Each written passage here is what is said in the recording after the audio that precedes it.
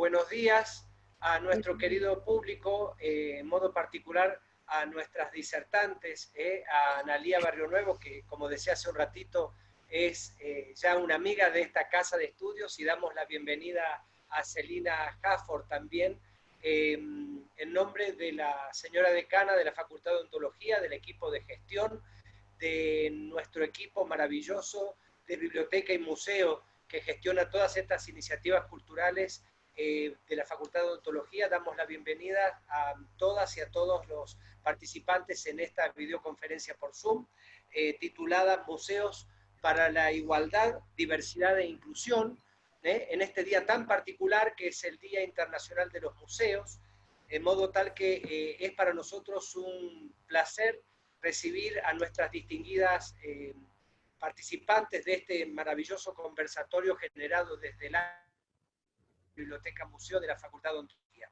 Para no ser tan extenso, voy a hacer una presentación de los currículum de nuestras visitantes.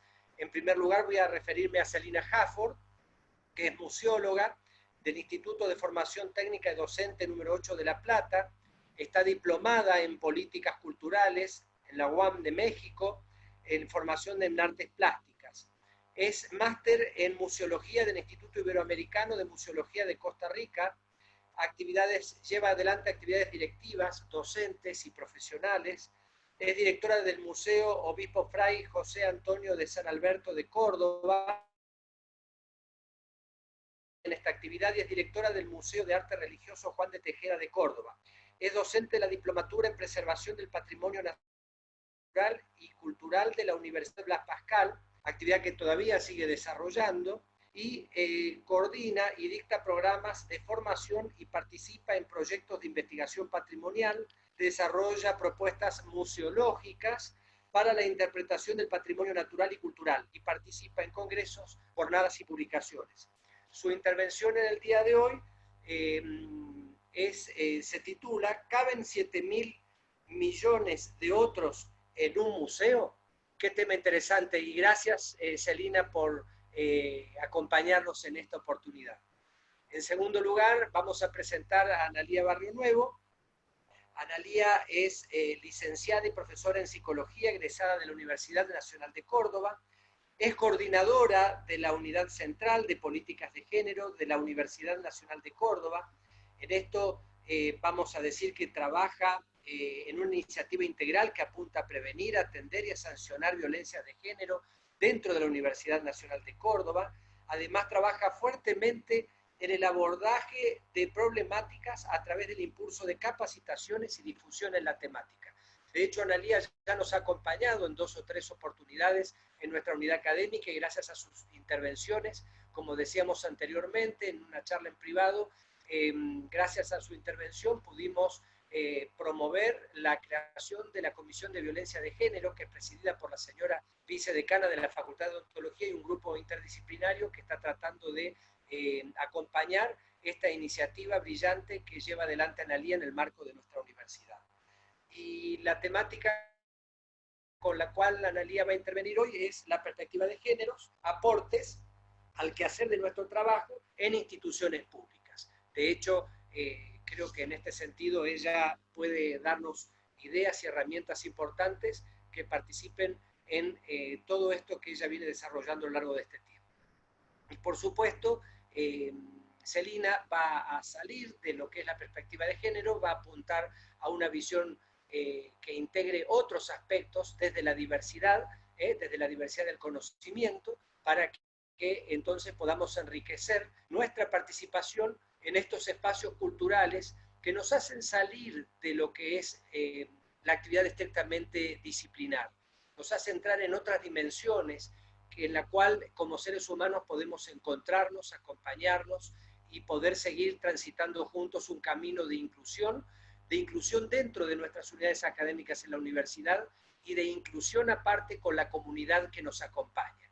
Entonces, de esa manera la universidad y la sociedad siguen haciéndose presentes a través de esta cuarta misión que de alguna manera nosotros venimos sosteniendo, que va a llevar adelante la universidad, que no es solamente la docencia, la investigación y la extensión, sino la inclusión de la actividad cultural como premisa en fomentar las iniciativas que acerquen a la universidad cada vez más a nuestra sociedad. Con esto finalizo mi presentación. Quiero agradecer la participación de todos los que hoy nos acompañan y bueno, de nuevo reiterar en nombre de nuestra unidad académica nuestro reconocimiento y agradecimiento tanto a Celina como a Analía por las presentaciones con las cuales vamos a enriquecer nuestro conocimiento y que ojalá no quedemos solamente en teoría, sino podamos aplicarlo en la vida diaria en los ámbitos de trabajo donde tenemos que participar.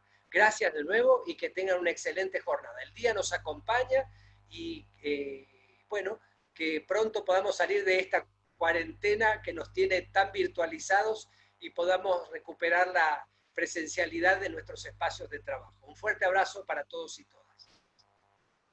Le doy la palabra a Marquito. Muchas gracias, doctor. Bueno, primero que nada, agradecer el interés de todos los inscriptos por la actividad. Por supuesto, también agradecerles a Celina y a Analía por sumarse a nuestro espacio y por estar acá hoy juntos celebrando el Día Internacional de los Museos. Les voy a contar un poco la dinámica. Primero va a hablar Analía, Celina, disculpen, y después Analía. Van a ser dos disertaciones de alrededor de entre 25, 30, 40 minutos. Y luego se va a abrir un espacio para las preguntas. Las preguntas les pedimos a los que estén participando que las escriban en el chat. Nosotros después vamos a elegir aleatoriamente las preguntas para que las disertantes puedan conversar con nosotros. Lo que sí les pedimos también es que aclaren a quién va dirigida la pregunta. Así que, sin más, no quiero quitarles más tiempo. Le doy la palabra a Celina para que comience con su disertación. Bueno, buenos días a todos. En primer lugar, agradecer esta invitación. Es muy raro tenerlos a todos metidos en un rincón de mi casa, pero es muy agradable también porque veo muchas caras conocidas. Cuando me invitaron a participar en esta mesa, planteé una pregunta que buscaba de algún modo iniciar un diálogo con ustedes y llegar a un conocimiento construido colectivamente en busca de esas respuestas. La pregunta es si caben 7.000 millones de otros, es decir, la población del mundo entero con cada una de las singularidades dentro de un museo. La pregunta sin duda es retórica, pero a pesar de ser retórica es ineludible, y es ineludible porque exige responderla dentro de un marco ético y casi que representa un desafío ético. Podríamos contestarla desde los buenos modales y decir que, por supuesto, ¿cómo no van a caber 7.000 millones de otros dentro de un museo si solamente hay que abrir la puerta, hay que animarse a cruzarla y al entrar al museo encontrarse con las manifestaciones culturales de la humanidad entera? Sin embargo, una vez dentro, sabemos, quienes trabajamos allí, que los públicos de los museos son reducidos, que no todo el mundo entra a los museos, que hay muchísimas limitantes y condicionantes para que un ciudadano cualquiera, un vecino de ahí cerquita nomás, llegue y se sienta cómodo dentro de nuestros espacios. Y sabemos además también que cualquiera sea el museo que tengamos en mente en este momento, cualquiera sea el museo que nos imaginemos como el que deseamos recorrer, aún nosotros, conocedores del espacio, no vamos a encontrar necesariamente una identidad que nos contenga absolutamente dentro de ese espacio, dentro de esas colecciones. Y esto tiene que ver con que las colecciones, que es la materia prima del trabajo del museo, se constituyen a partir de selecciones que se dan a lo largo del tiempo. Y esa colección es, por un lado, el testimonio de un pasado que realmente existió, pero también es el testigo de una serie de marcos de referencias, de estructuras de valoraciones, de reconocimientos, de juicios y prejuicios, a partir de los cuales una sociedad selecciona los elementos que considera que pueden identificarlos. Mónica Gorgas, que está aquí presente, la veo en el centro de mi pantalla, en uno de sus textos dice que las colecciones de museos son todo aquello que una sociedad desea mostrar y ocultar de sí misma.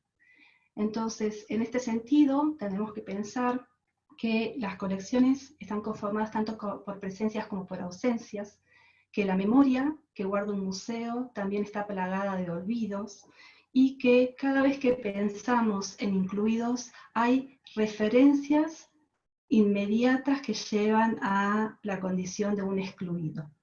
La verdad es que pensando en las colecciones no podríamos reconocernos los 7.000 millones de otros dentro de un espacio. Esos puntos ciegos, esas ausencias, esos olvidos, esos excluidos que están en las narrativas de la institución, son los puntos sobre los cuales es interesante profundizar con una mirada crítica.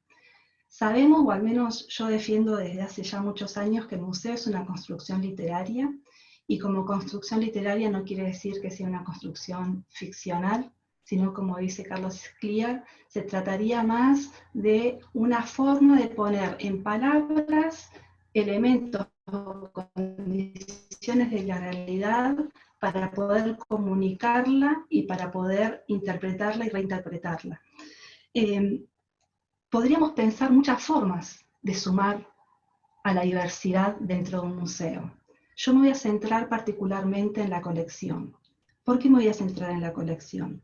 Porque creo que la colección es la materialización del discurso del museo.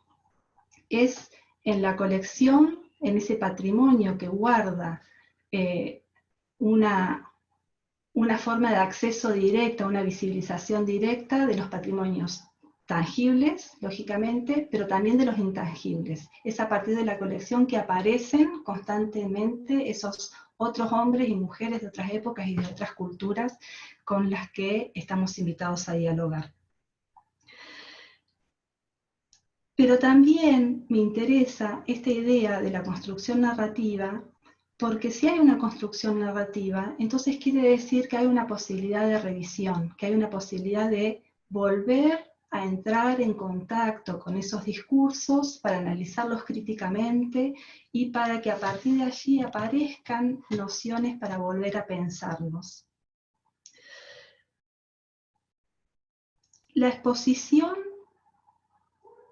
y en este sentido, cuando hablo de exposición, a lo que estoy refiriendo es estrictamente a la idea de la experiencia museal, es la característica que tiene el museo, es lo que hace que la experiencia en el museo sea esa y no pueda ser otra y no pueda darse en ningún otro sitio.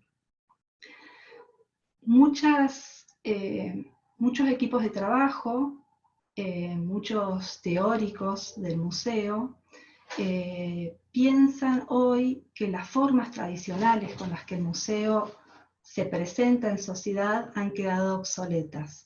Y se transforma el museo en un espacio, en un foro, en un espacio de encuentro, en un espacio de discusión y debate, que no está mal, pero que muchas veces queda solamente en una condición de el acto efímero, en el mejor de los casos, y el acto provocativo. Y no está mal que el museo sea un espacio provocativo, que sea un espacio de denuncia, que sea un espacio para poner en evidencia condiciones que están presentes en la sociedad, pero no pueden darse solamente en esa condición de, podríamos llamarlo hoy, resulta raro hablarlo como virtualidad cuando estamos viviendo una virtualidad, pero sería una especie de virtualidad dentro del espacio del museo donde solamente participan aquellos que están en contacto en ese momento particular y luego la actitud y el momento este de encuentro se diluye porque no quedan vestigios que ayuden a pensar posteriormente. Es muy probable que el recurso del museo quede obsoleto cuando es tratado bajo paradigmas tradicionales. Sin embargo, no podemos dejar de trabajar en torno a las colecciones y en torno a las exposiciones como posibilidad de reinterpretación y de resignificación. Y sobre todo, lo que implica aquí es que si esas colecciones representan ausencias y olvidos, es en esas mismas colecciones donde está la respuesta a una nueva presencia de aquello que estamos tratando de poner en planteo, de poner en cuestión. ¿Qué quiero decir con esto? Que es justamente a través de las lecturas que hagamos sobre las colecciones y nuestros patrimonios que tenemos la posibilidad de asumir temas que quedarían de otra forma relegados a ese olvido o a esa condición del museo tradicional o del museo que no está ocupándose de los temas más esenciales que nos ocupan. Cuando hablamos de la experiencia museal, cuando hablamos de ese transitar por el museo, lo que estamos referenciando es sobre todo esa condición que a mí me gusta llamar el silencio habitado, porque el museo no es solamente el lugar donde se presenta la colección, donde ocurre el encuentro, donde pasan cosas que nos resultan significativas, sino que es también un lugar para volver. Si nosotros ocupáramos solamente el espacio de la denuncia y de la provocación, no estamos seguros de que todos los ciudadanos, todos los otros a los que estamos interesados en llegar y en provocar en un sentido transformador, van a tener necesariamente un acercamiento a ese espacio. Sin embargo, si es la muestra, si es la exposición la que está generando esas preguntas, esas incomodidades, esas tensiones, tenemos la posibilidad no solamente de que muchos otros lleguen, sino también de que muchos otros volver a transitar el espacio, volver a transitar ese silencio habitado que es el espacio de recogimiento que ofrece el museo para volver a entrar en contacto con sentidos que constantemente entran en circulación para ser reconvertidos, reconfigurados, compartidos con otros y construidos colectivamente en una rueda que a mí me gusta pensar que de algún modo se parece mucho al Aleph del Borges, ¿no? Esa idea de que constantemente en la suma de todas las posibilidades, de todas las lecturas que tiene ese patrimonio, es que se va a constituir la idea total del patrimonio, aún su destrucción.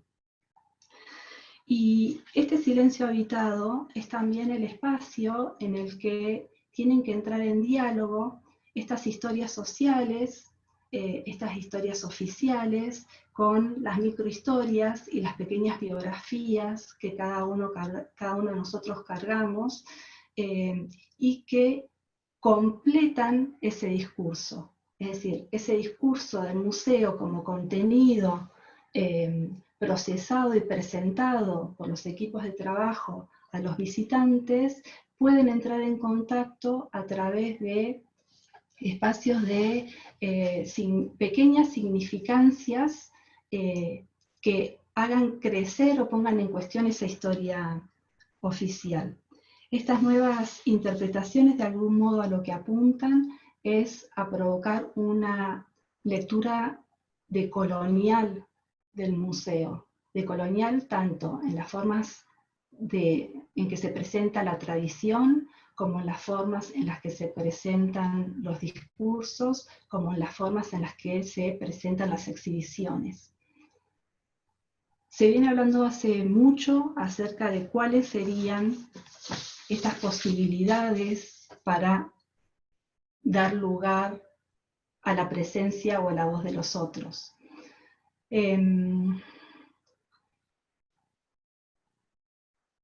este poner en tensión, cuando decimos que no alcanza el acto provocativo, lo que estamos diciendo también es que si se quedara solamente en el acto provocativo o en la reunión que suma a otros, y no se concentrara en la exposición y en la experiencia museal, el museo corre serios riesgos de convertirse en un no lugar.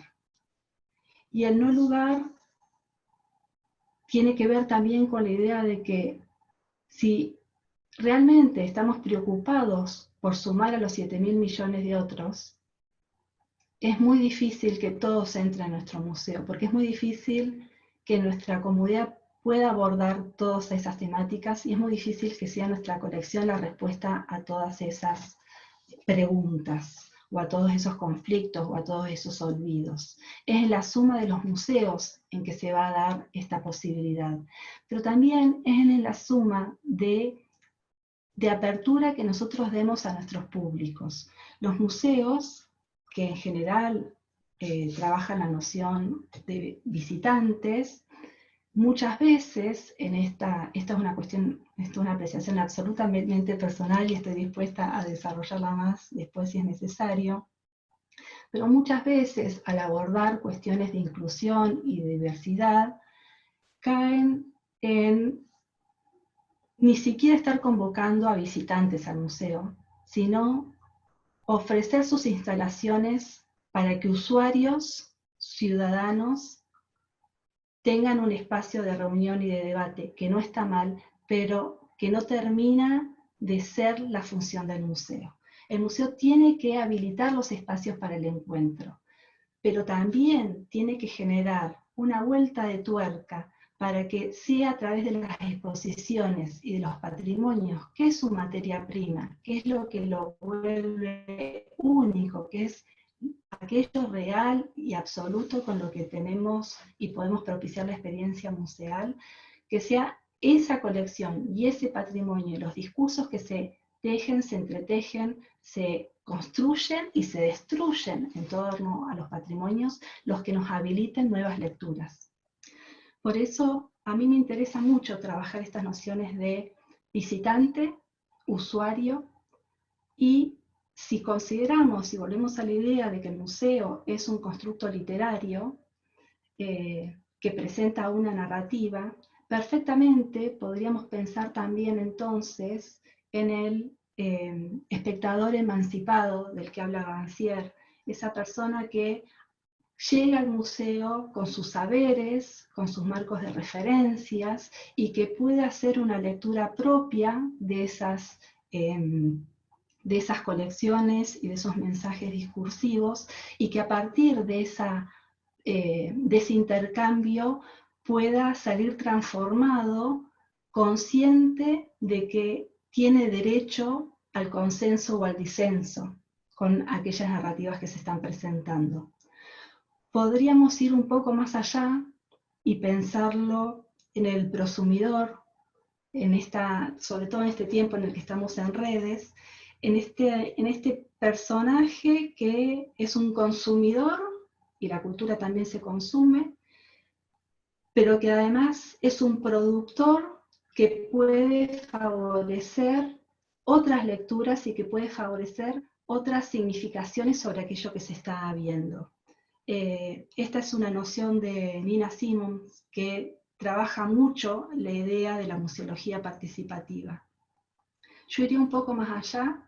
A mí me interesa justamente desde esta perspectiva del museo como constructo literario, la idea de Barthes, del lector-autor, podríamos pensar del visitante-autor, donde nuestros públicos sean invitados no solamente para asentir o disentir con nuestros modelos de interpretación, sino que sean justamente esas diversidades que son muchísimas y muy complejas, y me hice una lista para no olvidar ninguna, pero sumar esas diversidades de pueblos originarios, de afrodescendientes, de miembros de grupos étnicos, migrantes, a todos los que representan las diversidades de identidades de género, las identidades sexuales, y en otros contextos también las minorías políticas y religiosas, como toda esa multiplicidad puede estar presente a partir de una construcción conjunta y colectiva de los discursos. Poner en tensión no implica solamente dar la voz, sino asumir esa voz que ha sido habilitada dentro del museo para que se transformen no solamente los mensajes que se dan en la exposición, sino cómo se completan los sistemas de documentación de las colecciones, cómo se habilitan nuevas líneas de investigación, cómo se generan nuevos espacios para habilitar otros debates que creo que sobre todo tienen que empezar por los equipos de trabajo, donde muchas veces están conformadas las mayores limitaciones basadas en preconceptos y en prejuicios que están innatos en nuestra sociedad, que es el ámbito en el que nos formamos y que hemos trasladado a los museos, porque el museo también es una institución social que no puede escaparse al marco en el que fue gestado. Si tuviéramos que resumir brevemente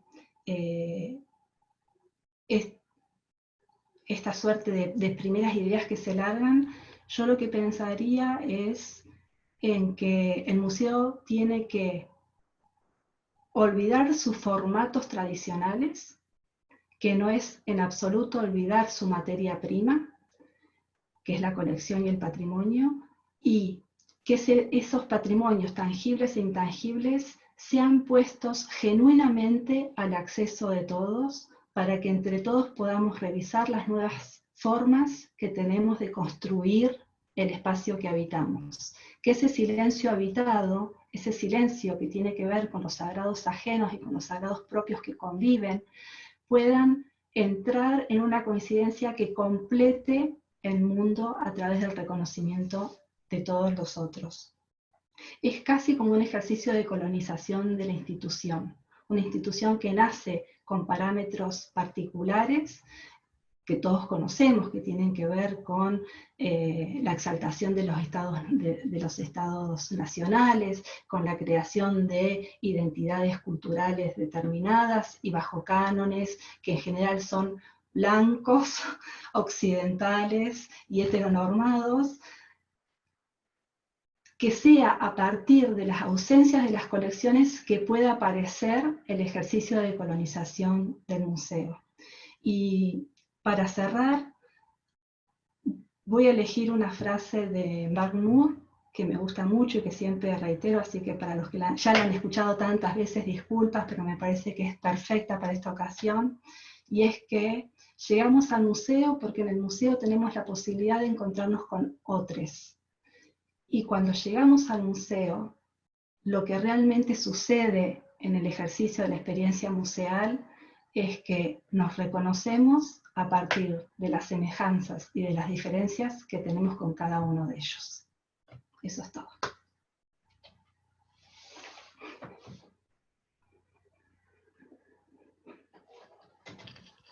Bueno, muchísimas gracias, Alina. Veo que hay varios aplaudiendo, por ahí tienen el micrófono silenciado, por eso no se escucha. Muy Son interesante todos la amigos, charla. Marcos. Muy interesante la charla. Lo que les voy a pedir es que, bueno, que los que quieran hacer preguntas las vayan escribiendo en el chat, así después podemos organizarlos para que, bueno, para que todos puedan hacer sus aportes, todos puedan tener el diálogo. Muchísimas gracias, Alina. Entonces ahora le damos la palabra a Analía. Luego de su disertación abrimos el espacio para las preguntas. Muchas gracias.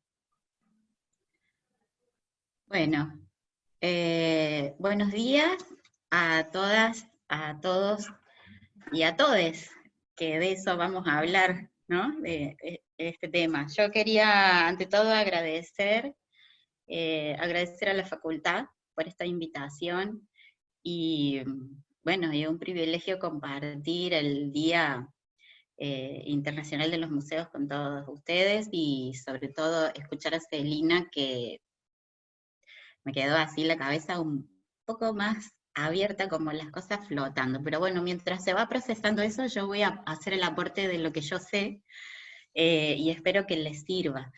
Me encantó la idea de pensar esto como un conversatorio, así que no voy a tratar de hablar fácil, en el sentido de que por ahí cuando hablamos de ciertos temas hay muchas especificidades que, bueno, damos por sentado que las personas van a saber del tema, entonces voy a tratar de hacerlo simple. Tomando un poco algunas ideas en relación a esta temática, me parece muy, muy interesante esto de pensar, a partir, ¿no?, de escuchar que los museos, en definitiva, la finalidad de los museos es llegar a la gente, ¿no? Es establecer ese vínculo con la comunidad. Son las personas, en realidad, ¿no?, quienes son protagonistas de su historia, de la historia, y quienes pueden generar ese diálogo y a lo mejor resignificar algunas cuestiones que tengan que ver con la historia, con la cultura, producir nueva cultura, ver, interpelar qué es lo que se reproduce también, o cómo se puede reinterpretar, etcétera, ¿no? Me encantó de pensar que esta idea de que las personas somos protagonistas cuando habitamos esos espacios de lo público. Bueno, dentro de los museos como instituciones públicas, al igual que la universidad, que es el espacio que yo habito, donde trabajo, o sea, tiene una responsabilidad en lo que tiene que ver con favorecer, digamos, de alguna manera, ciertas condiciones que contribuyan al bienestar, esto que se habla el día de hoy de la inclusión, tratar de generar por lo menos esa predisposición en ese ambiente donde no existan exclusiones, o esto de las omisiones, ¿no?, esas ausencias que luego están tan presentes cuando vamos recorriendo las historias. Y poder pensar en esto de las distintas variables que intervienen cuando uno habla de cuando uno hace algún relato, cuando uno presenta una situación, cuando uno quiere contar algo, existen distintas variables que intervienen y tenemos que poder mirarlas. Por ejemplo, las variables de clase, las de etnia, de raza, cuestiones ideológicas, y bueno, y también las cuestiones de género. Entonces nosotros podríamos pensar en esto que también decía Celina, de cómo podemos fortalecernos como equipos de trabajo al interior de los museos, al interior de todas las instituciones en realidad, y tendríamos que pensar cómo poder generar ese diálogo, y ese diálogo hay que pensarlo siempre, ante todo, interpelándose el propio sistema de creencias, para poder justamente construir nuevos significados y nuevas representaciones en torno a distintas temáticas. Y todo eso, por supuesto, siempre desde lo que sería el respeto a la diferencia. A mí por ahí no me gusta hablar de tolerancia a lo diferente, porque pareciera que uno está aguantando, sino es el respeto, aun cuando no logremos entender por qué ciertas cosas son así, pero las podemos respetar.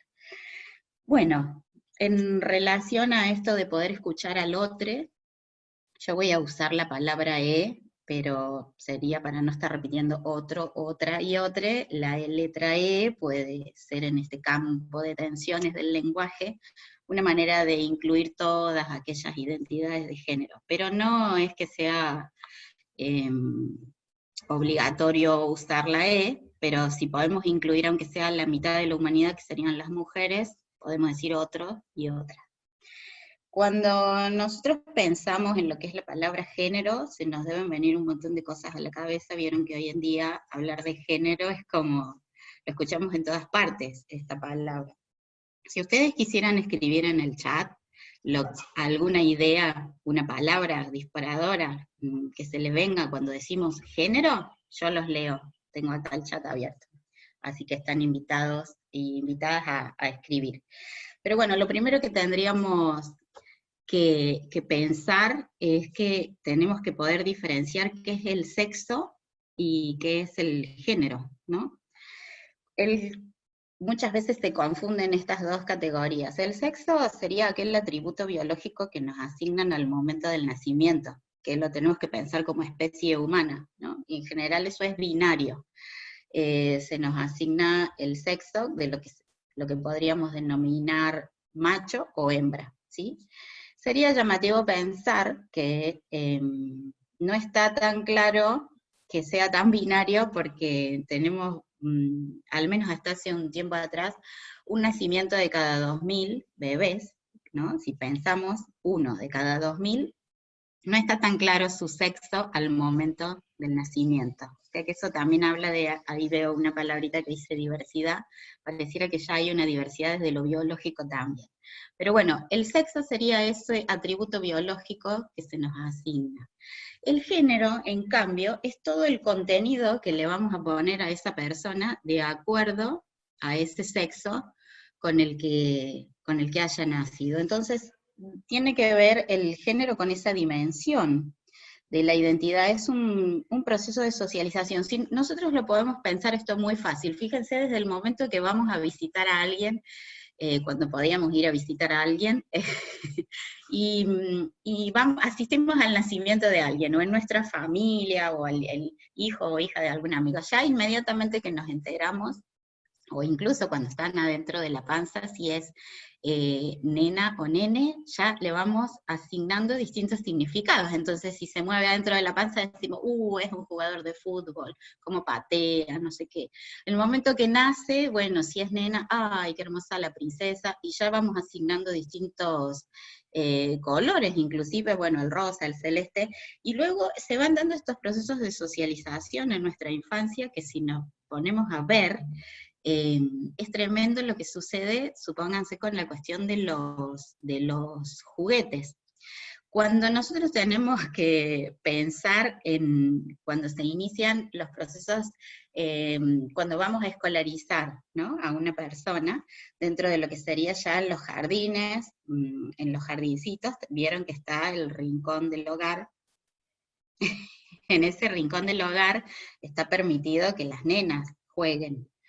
Y en cambio los varones, bueno, tienen asignado otro tipo de juegos que tienen más que ver con el uso del cuerpo o con el manejo de maquinaria, pueden jugar a que tienen autitos, y las nenas tienen que cuidar bebés, como si fuese que después no existieran varones que quieren ejercer una paternidad y que quieren aprender a jugar desde chiquitos, a ver cómo se juega con un bebé, o cómo se alimenta, o cómo se cocina, etc. Entonces, cuando nosotros vamos viendo lo que tiene que ver a lo largo de la vida de una persona, todos los procesos en cómo se van asumiendo estos roles que son socialmente asignados, nos vamos dando cuenta de que existen muchos estereotipos y mandatos en relación a lo que debe o puede hacer uno de estos géneros.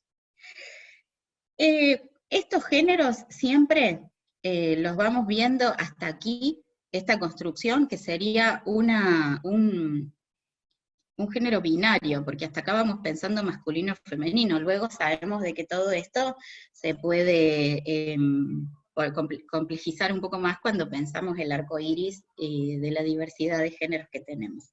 Pero bueno, esta diferencia, esto que en un principio es una diferencia sexual y que luego vamos viendo a partir de estas construcciones simbólicas de lo que se le atribuye socialmente, el rol que tiene que desarrollar una persona de acuerdo a si es varón o si es mujer, en sí la diferencia no sería el problema. Las diferencias siempre nos enriquecen. En realidad el problema es cuando vamos viendo que ahí hay una jerarquía, ¿sí? Cuando ahí hay una desigualdad, ahí surge el problema.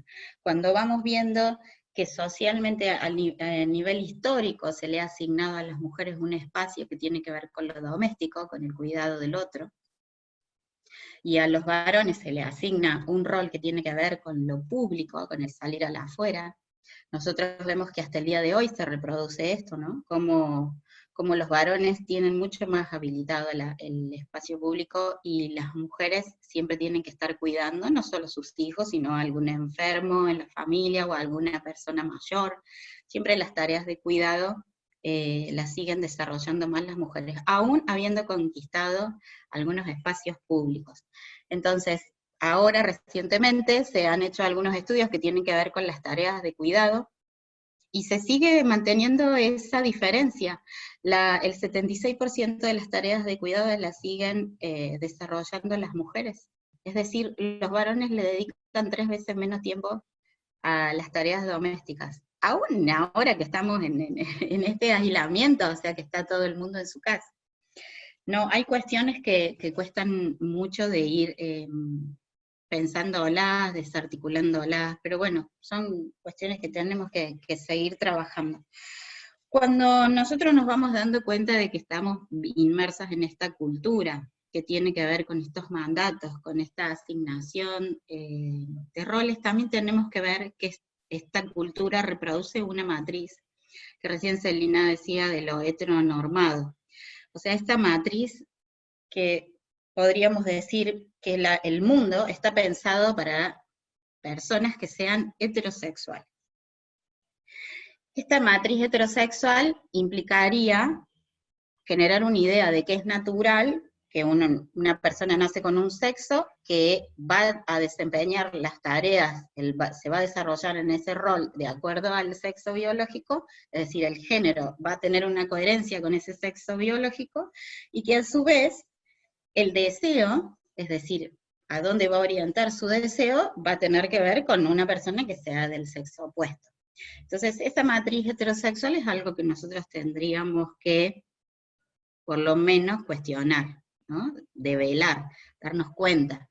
Y toda la inercia de nuestro pensamiento que se desarrolla en ese sentido, y fíjense en esto, cuando nosotros nos vamos relacionando con distintas personas, pareciera que suponemos eso, suponemos que la otra persona es heterosexual. Entonces, una cosa que podríamos hacer, y que sería muy bueno para todo el mundo, es dejar de suponer, ¿no? Dejar eso, permitir que la otra persona se exprese, se manifieste, o nos diga quién es, y cuáles son sus decisiones, no suponer nosotros.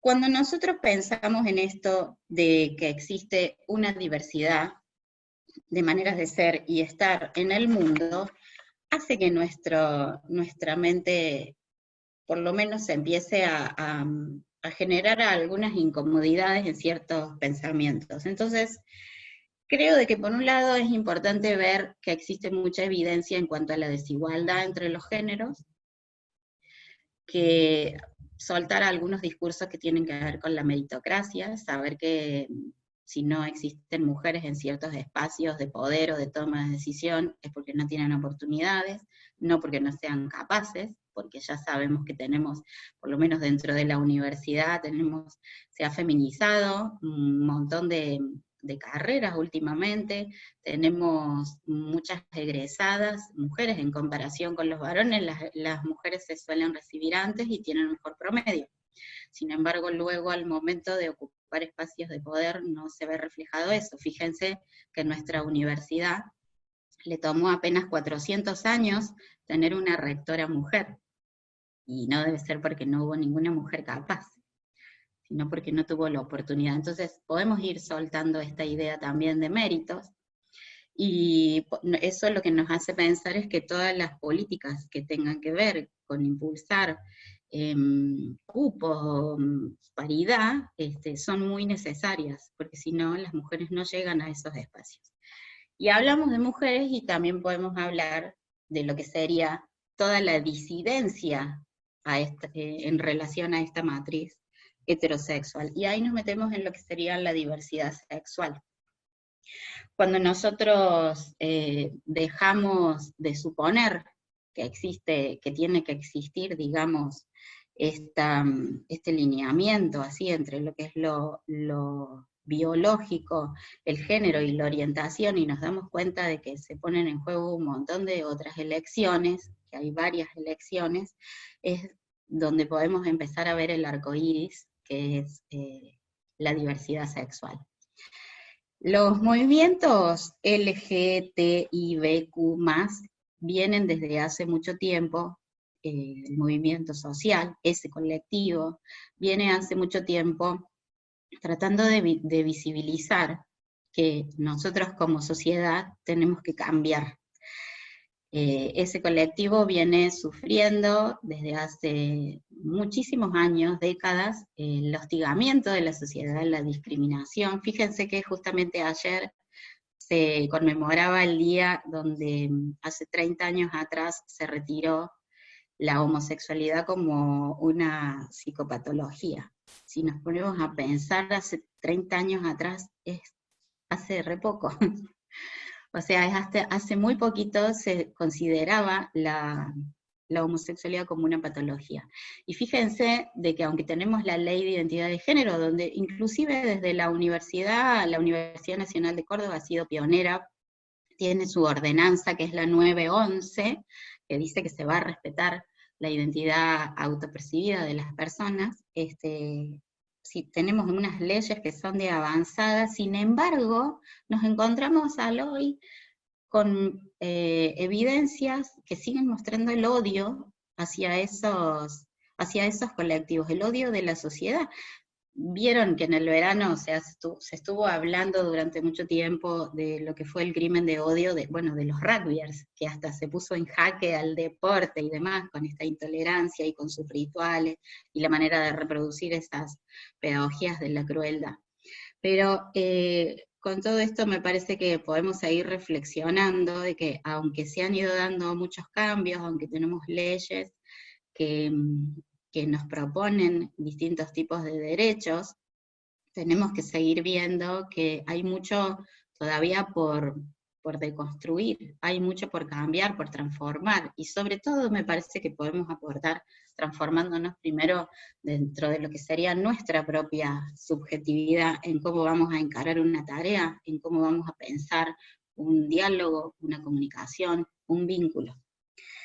El movimiento LGTBIQ, no sé si todo el mundo sabe lo que significan esas siglas, pero bueno, se las digo, por si acaso, que sería lesbianas, gays, las T, en realidad son 3 T, significa travesti, transexual y transgénero, la I es de intersex, la B de bisexual, Q de queer, que es una palabra en inglés que se usa despectivamente para decir que alguien es rarito, o sea que podríamos pensar en lo no binario. Sería lo queer es eso que no podemos, una persona que no se identifica con ninguno de los dos géneros.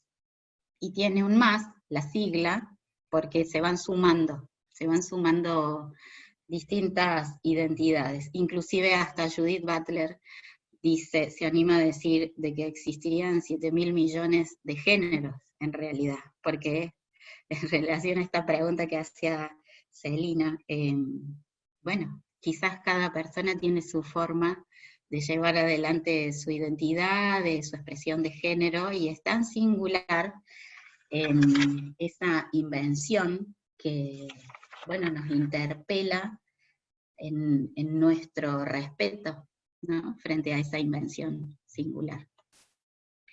Bueno, en relación a los diálogos que se van dando desde las instituciones con la sociedad civil, me parece que nosotros tenemos una responsabilidad en esto, por un lado empezando siempre desde lo personal, luego desde lo que tiene que ver con el rol, después pensarlo de manera institucional, en cómo nos vamos manejando.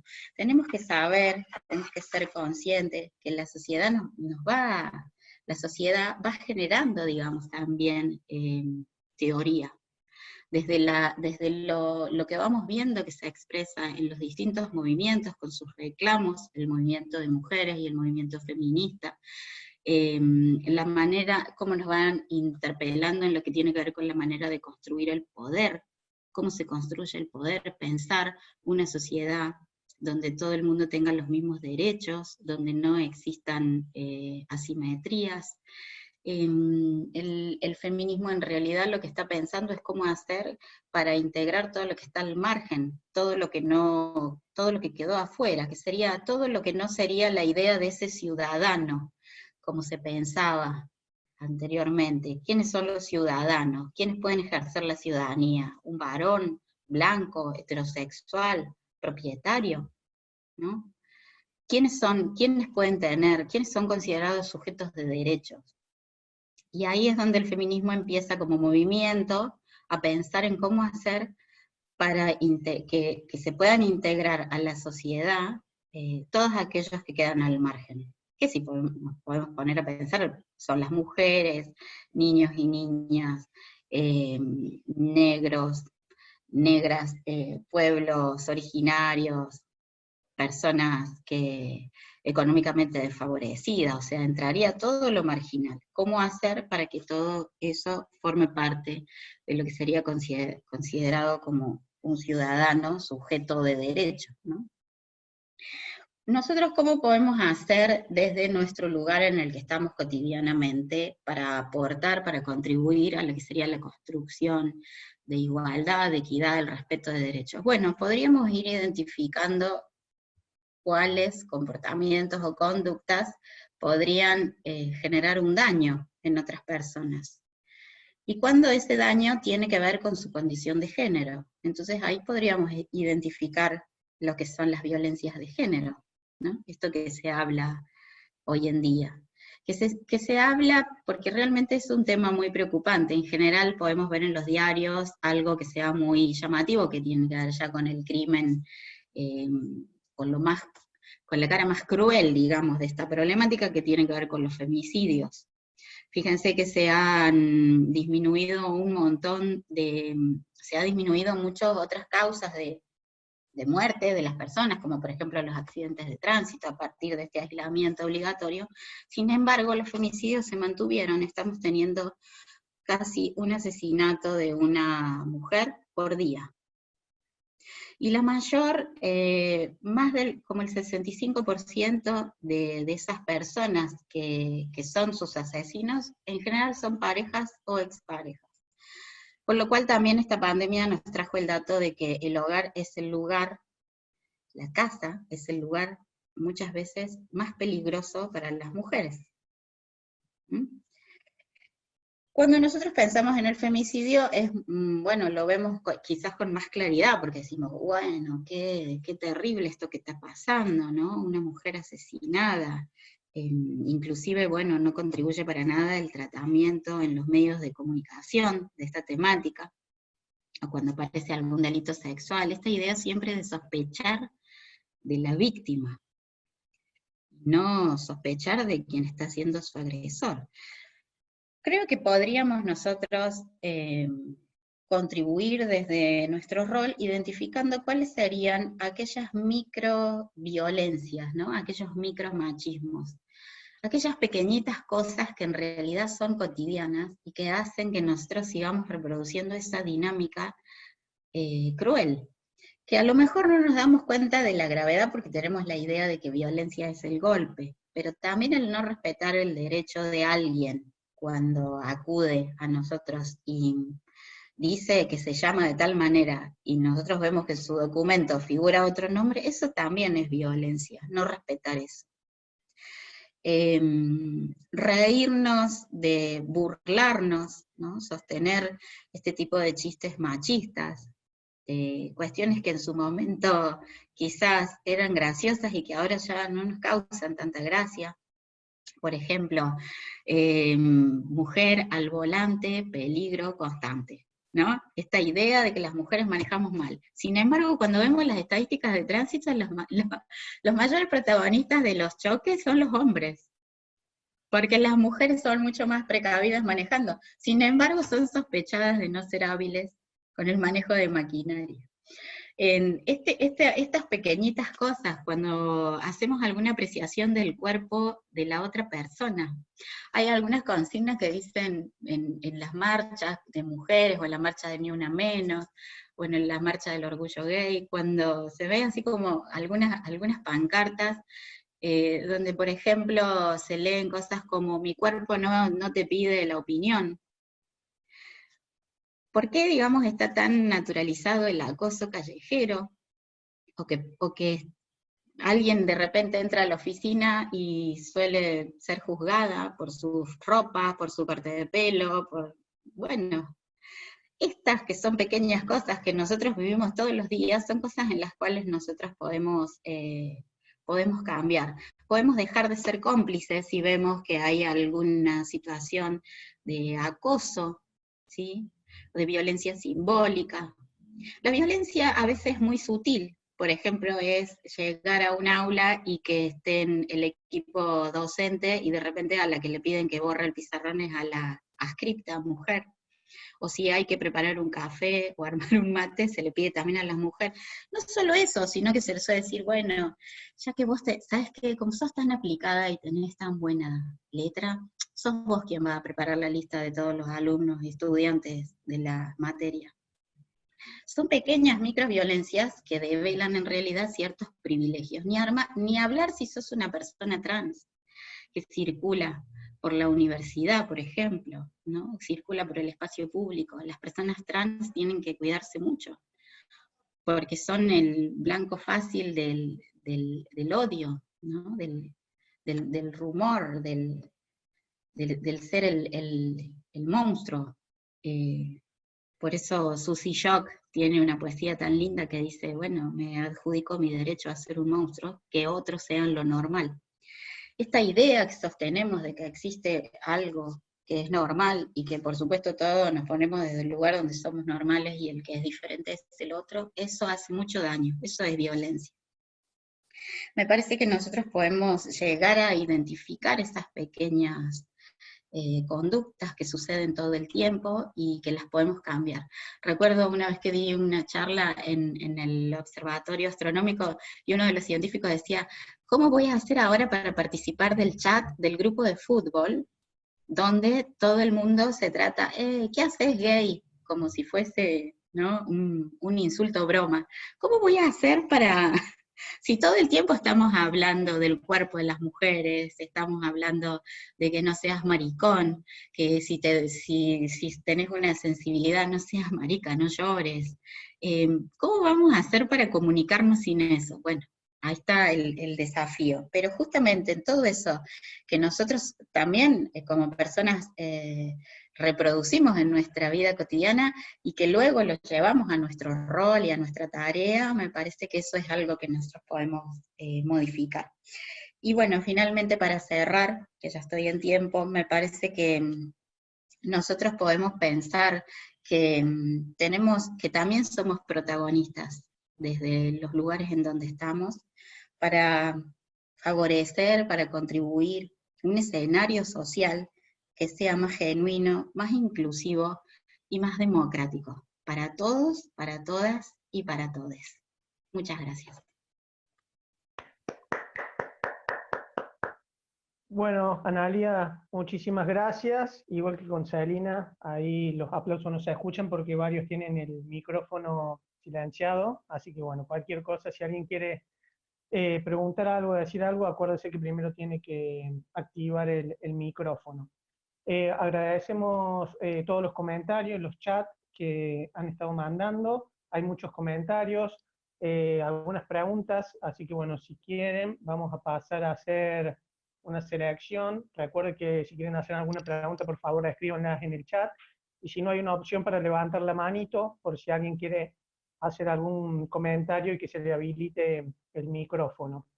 Una pregunta que han hecho, no especifican para quién es, preguntan si es necesaria la diferenciación por género. Calculo que, bueno, cualquiera de las dos puede contestar esa pregunta. Toda tuya, Analia. La diferenciación en dónde y para qué sería que nosotros podamos nombrar todos los géneros, que las personas tengan el derecho de poder expresar y visibilizar el género con el que se sienten, que perciben que forma parte de su identidad. Me parece que al ser un derecho, tenemos una ley que garantiza ese derecho, sí sería bueno visibilizar, porque si no seguiríamos reproduciendo que existen dos géneros solamente. No sé bien si está incompleta la pregunta, sí. Yo me animo también a sugerir, que me parece muy, muy acertado lo que preguntan y lo que responde Analía con respecto a cómo se construyen y se redactan la panelería de museos, ¿no? Todo lo que es la cartelería, no solamente informativa, sino la que pone en contexto las exposiciones que estamos visitando. Así que me parece que ahí sí hay un ejercicio bastante interesante para hacer, que sería una forma muy sencilla cuando Analía hablaba de los microgestos, ¿no? Sería un microgesto que marcaría una enorme diferencia en el transitar el espacio del museo. Y creo que lo tenemos que pensar también en relación a lo que dice Celina, esos pequeños gestos que tienen que ver con visibilizar y mostrar cómo es el mundo. El mundo está lleno de personas diferentes, y nosotros tendríamos que poder contribuir a generar empatía y desde el museo amar esa invención singular. El mundo está lleno de personas de distintos colores, de distintos credos, de distintas orientaciones, de distintas identidades, y si pensamos en las personas que asisten a los museos, y si las personas empiezan a ver que existe esa variedad, no solo contribuimos para que quienes forman parte de esa variedad se sientan mejor, sino que estamos creando un mundo donde ya vamos cambiando el imaginario social que tiene una idea sola de cómo tienen que ser las personas. Entonces, sin duda que contribuye. Perfecto, muchísimas gracias. Vamos a otra pregunta. Julieta Ortiz de Rosas dice: hola, feliz día, me gustó esta idea que planteó Celina. En la sumatoria de los museos van a entrar los 7.000 millones de otros. ¿Cómo pensás que estamos en Argentina en cuanto a la articulación entre los museos para lograr el acceso y esto de volver al museo? No sé si termino de entender la pregunta, pero creo que en la diversidad de museos que existen se va dando lugar a esta identidad de los múltiples, de los diversos que somos. Sobre todo porque hay muchísimos museos nuevos. La ciudad de Córdoba tiene más de 100 museos. La provincia, en la que soy delegada de ICOM, y por eso tengo el dato más específico, son más de 400. Es decir, más de 500 sumando a la ciudad de Córdoba. Entonces, a mí hay algo que siempre me interesa, y es como, a pesar de que el museo es considerado esta institución obsoleta, fuera del tiempo, callada de música clásica de color gris, donde no se puede opinar, haya tantas personas y tantos colectivos y tantas colecciones particulares que siguen teniendo la intención de constituirse como museo. Entonces, quiere decir que hay algo en ese ejercicio de la memoria, ese ejercicio de volver público un espacio para transitarlo con otros, para habitarlo con otros. Me parece que la respuesta un poco está dada en eso, en esa intencionalidad que hay de seguir creando museos para que sean un espacio de encuentro entre lo público y lo privado. No sé si responde la pregunta. Perfecto, Celina, muchas gracias. Hay otra pregunta para vos. Dice, de Joa Reyes, pregunta: quisiera saber a nivel de discursos en los museos, cómo van a abordar la cuestión de género en las visitas guiadas, etcétera. Porque yo lo incorporo desde la arqueología y la etnografía, pero no es una directriz de mi institución, sino como algo personal. Bueno, es todo un tema ese, y yo coincido con ella en un aspecto. Los trabajadores del museo son también sujetos de derecho. Y un poco apelando a esta idea de Zizek, que dice que la cuestión más caótica que tiene esta época que nos toca transitar son los buenos modales. Y que una forma de superar y lograr que realmente podamos encontrarnos en un diálogo genuino es que cada uno diga lo que tiene para decir, como le salga, aunque resulte brutal, porque entonces estarán echadas todas las cartas sobre la mesa y podremos reconocernos y podremos volver más rico el debate, porque entonces el conflicto va a estar puesto en escena.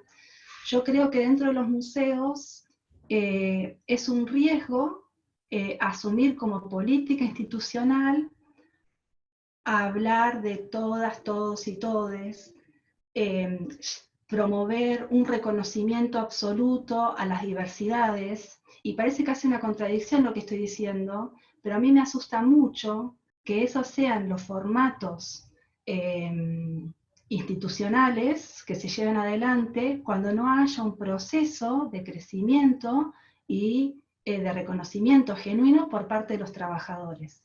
Entonces, a mí me parece muy bien lo que hace la persona que preguntó recién.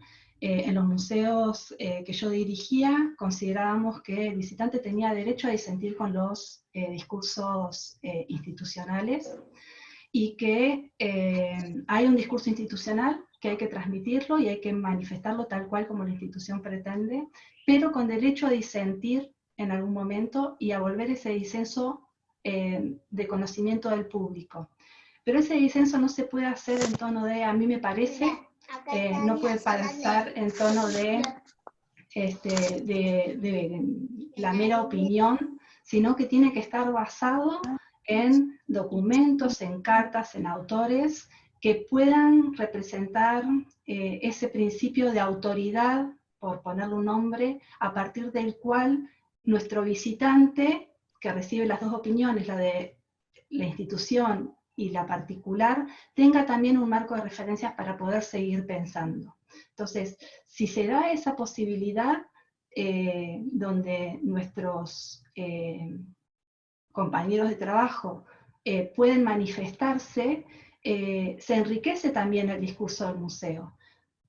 Pero también debe ser genuino que ese disenso no se dé solamente en relación con los públicos, sino que haya por parte de los equipos de trabajo la responsabilidad ética de manifestar esos disensos al interior de la institución, para que la institución pueda seguir pensándose. Entonces, con esto quiero volver a lo de CISEC, esta idea de que cuidado con un museo que se vuelva políticamente correcto y esté adentro plagado de microviolencias.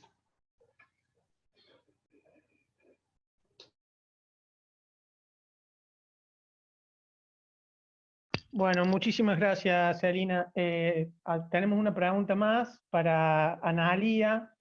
Diego Zampini pregunta, ¿los cupos son necesarios si alguien se percibe como quiere? ¿Va a entrar en un puesto de trabajo solo por ser de un género?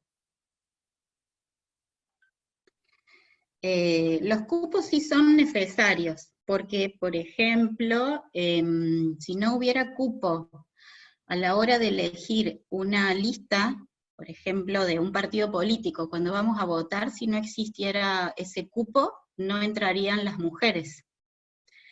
Eso ya quedó demostrado, por eso es que se empezó a impulsar la ley de cupos, porque no había mujeres en la política, no teníamos representantes, o sea, la mitad de la población aproximadamente es de género femenino, y no había representantes mujeres en lo que hace a la representación política. Entonces ese es un ejemplo de que si no existen cupos, por lo menos en lo que hace a las mujeres no ingresan. Si nosotros nos ponemos a ver en relación, por un lado, lo que sería la política, pero si nos ponemos a ver cuándo las mujeres tuvieron derecho al voto, no hace tanto tiempo tampoco. Entonces existen lo que se llaman políticas de discriminación positiva, que sería aquello que justamente va generando los cupos, porque si no esa población no alcanzaría nunca a ocupar ese tipo de espacios. Y si lo pensamos en la población trans, la población trans es una población que está en riesgo justamente porque ha sido excluida, expulsada en muchos casos de lo que es el sistema educativo, entonces tienen personas que no han tenido mucho acceso a la educación.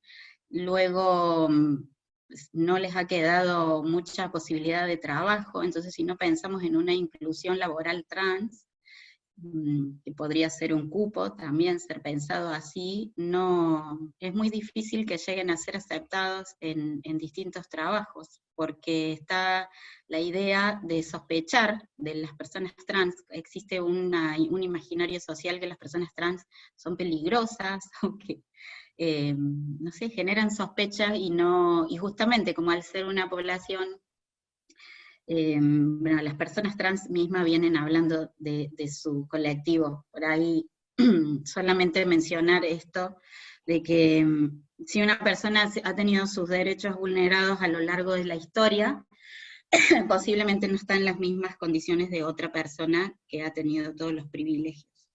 Entonces sí son necesarios los cupos. Y además que las mujeres y las disidencias sexuales también han demostrado ser muy capaces. Si lo pensamos, también existen algunos estudios científicos que demuestran que se han hecho algunos relevamientos, por ejemplo en la Cámara de Diputados, y las mujeres tienen más pergaminos que los hombres, sin embargo los hombres son mayoría. Bueno, muchísimas gracias, Naria. Hay otras preguntas. Recuerden que todos los comentarios, todas las preguntas que han estado realizando las personas participantes se pueden ver en los chats, como para que, bueno, todos sepan lo que opinan todos. Acá elegimos preguntas al azar.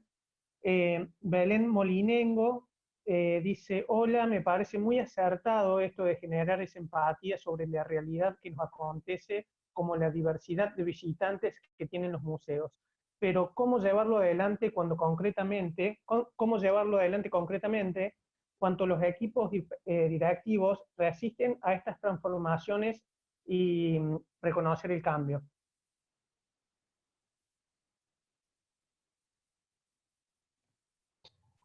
Ahí está.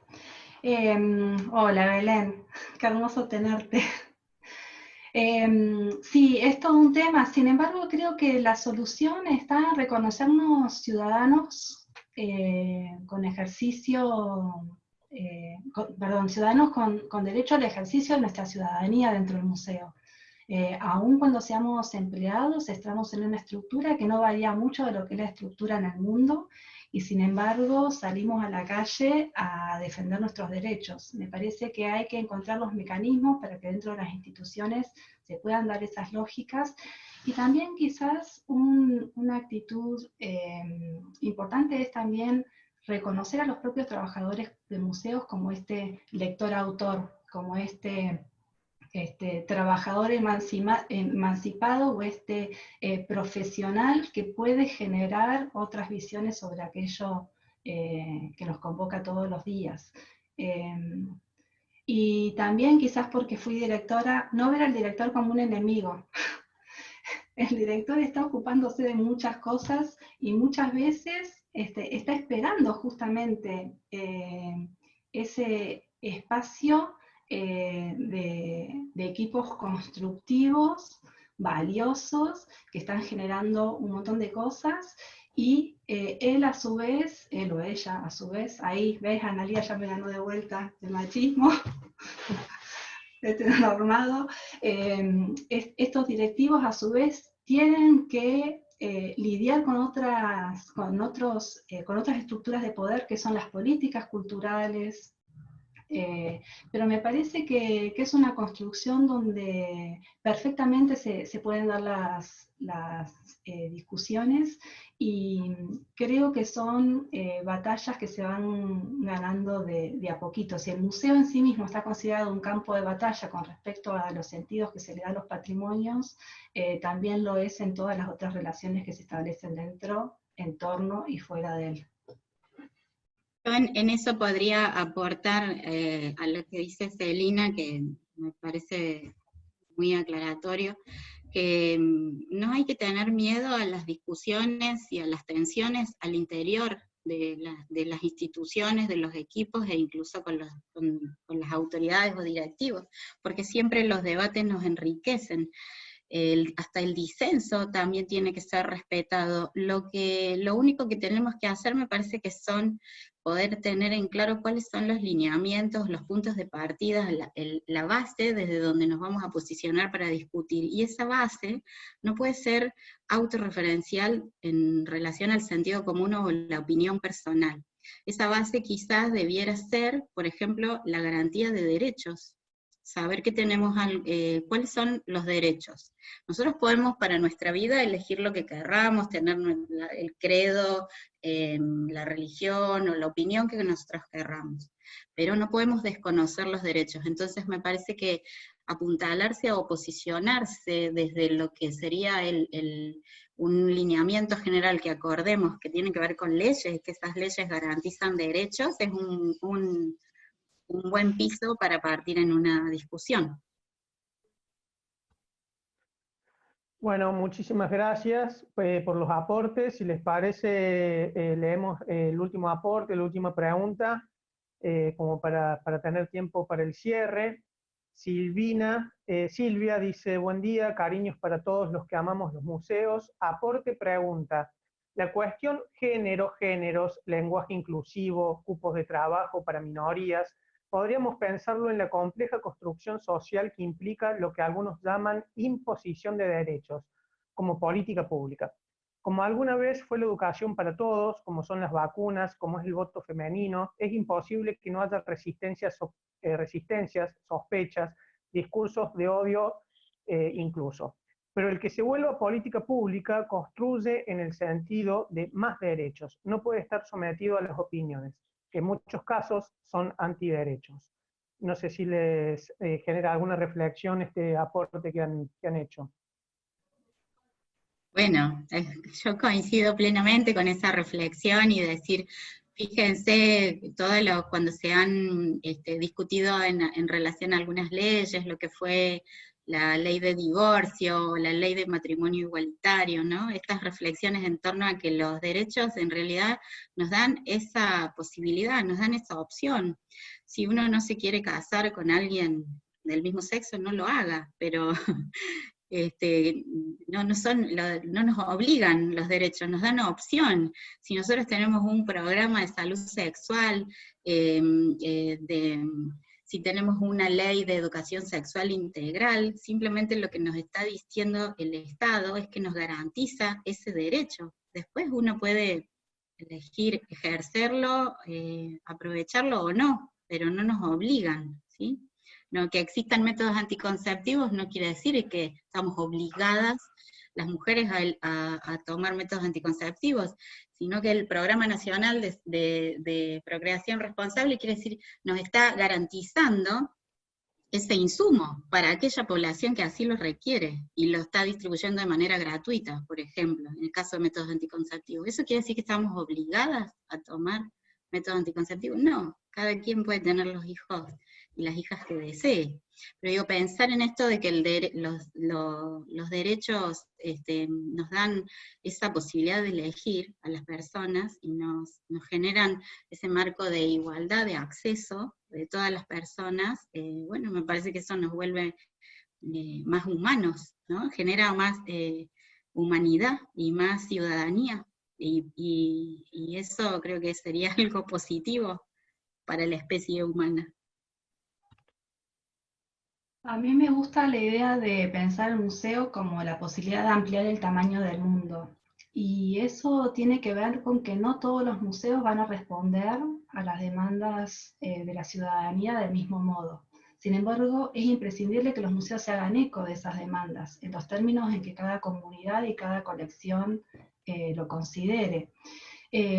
Por lo tanto, puede haber ante una misma situación, un mismo conflicto puesto como crisis, ¿no? Como proceso que está poniendo en tensión a la sociedad, distintos museos que aborden distintos aspectos de esa problemática.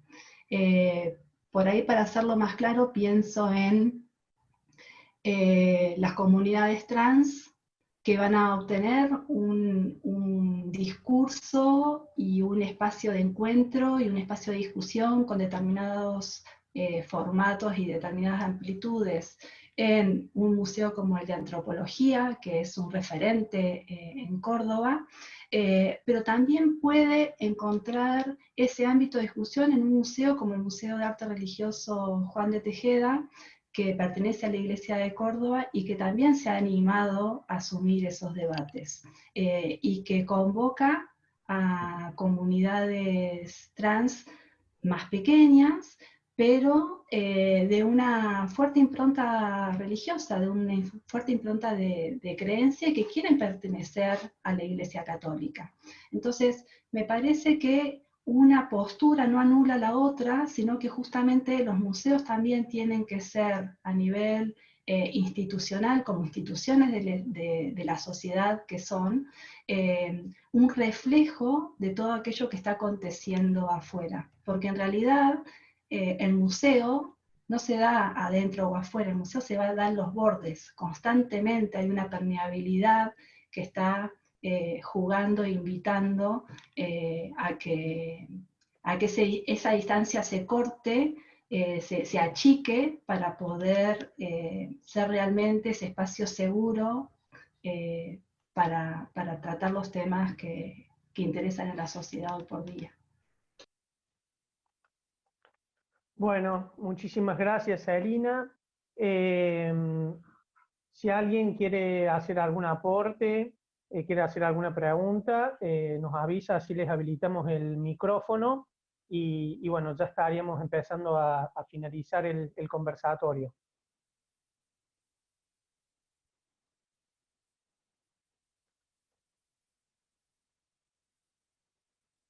Únicamente tiene que tocar la pantalla y habilitar el micrófono, cualquier persona que quiera hacer algún aporte.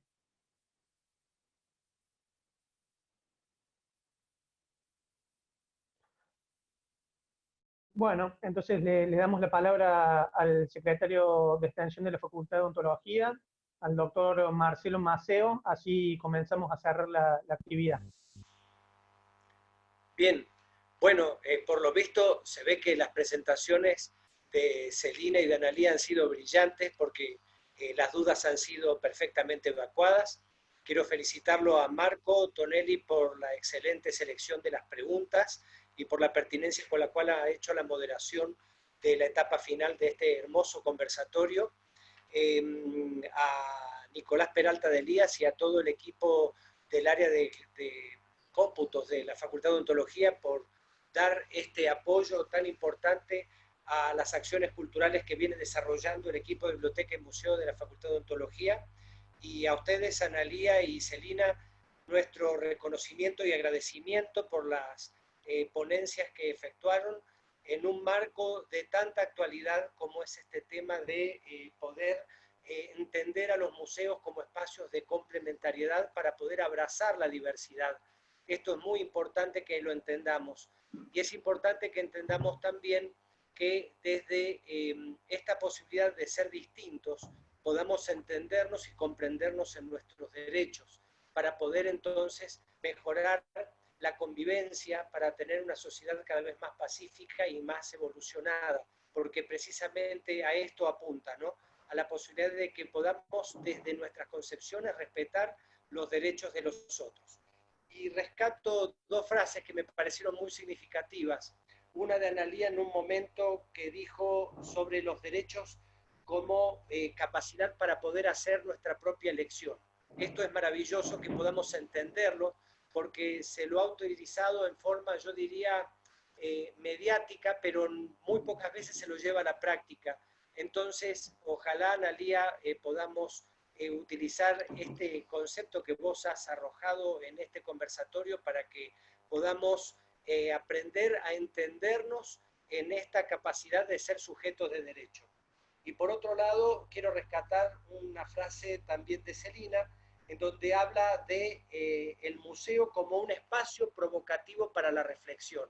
Que desde los museos no solamente podamos albergar iniciativas culturales, sino también actividades o iniciativas que hacen a las necesidades de la comunidad actual, desde las necesidades de aquellos sectores marginados que no tienen un espacio para poder hacer escuchar su voz y que desde los museos en la interacción con las autoridades y con la comunidad podamos encontrar un camino siempre de diálogo que es el que construye a una sociedad cada vez más civilizada. De modo tal que en nombre de la facultad quiero agradecer nuevamente la participación de ambas. Maravilloso, me voy con la mente dada vuelta para seguir repensándome en las funciones que tengo que llevar adelante desde una acción de gestión. Tengo mucho por aprender y todos creo que hemos capitalizado la misma sensación. Y nos hace bien poder escuchar dos personas que han transitado distintas historias, distintas experiencias, para que entonces realmente entendamos que el camino pasa por construir nuevos paradigmas, no solamente desde la formación, sino desde poner en marcha y en práctica, para no convertirlos en hipócritas de nuestras palabras, sino en seres de acción para permitir la diversidad y abrazar la diversidad en el amplio sentido de la palabra. Así que, chicas, muchísimas gracias. Ceci, Tamara, Anita, Charlie, los veo a todos por ahí. Un abrazo muy grande. Han hecho un trabajo maravilloso. Siguen dando lo mejor en este área de la facultad. Creo que la revolución desde la Facultad de Odontología viene desde la acción de la actividad cultural de este hermoso equipo que me ha acompañado en estos casi 3 años de gestión. Así que no decaigan, sigan trabajando, sigan aportando lo mejor. Hay mucho por seguir haciendo, hay mucho por seguir cambiando y estamos convencidos que estamos en el mejor camino, aún en los defectos y en las virtudes que todos tenemos, ¿no? De modo que, al público que nos ha acompañado, un abrazo inmenso. Vamos a seguir generando iniciativas de esta naturaleza para poder seguir manteniéndonos cercanos, aún en tiempos de distancia social. Desde la virtualidad hemos entendido que podemos estar más cerca que nunca y con el corazón abierto para todos y todas. Un abrazo grande, que tengan un hermoso día.